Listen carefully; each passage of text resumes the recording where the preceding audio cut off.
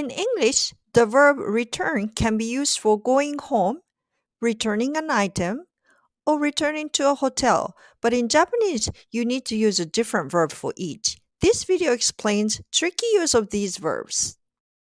Returning home, kaeru. Perhaps one of the first verbs you learn in a Japanese class is kaerimasu, to return home.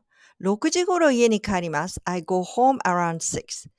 Okay, this is simple, but actually this verb is quite tricky.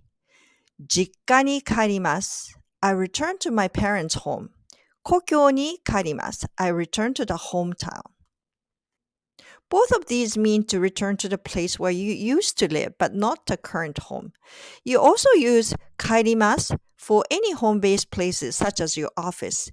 If you go on a business trip and call your colleague in your office, you can say 明日1時頃東京支社に帰ります. If you are returning back to some place other than your home, we use 戻ります. For example, 会社に戻りました. I returned to the office. But things can get a bit complicated. Your office is like your home in your working life. So if you're returning from a client company, especially it's in a distant place, you can also use 帰る. But going to buy a lunch and returning back to the office, you can only use 戻る. If you go somewhere else to stay at the hotel, you would never use 帰る to return to the hotel at night. You have to say 戻る.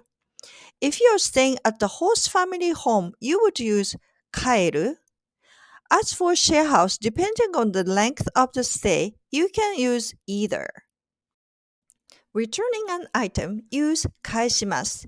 When you are returning something, whether an item purchased at the store or a borrowed book, you can use this verb.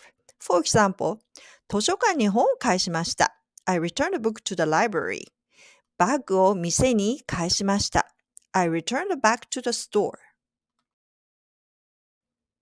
I hope this video helped you to understand when to use 帰る, 戻る, and 返す.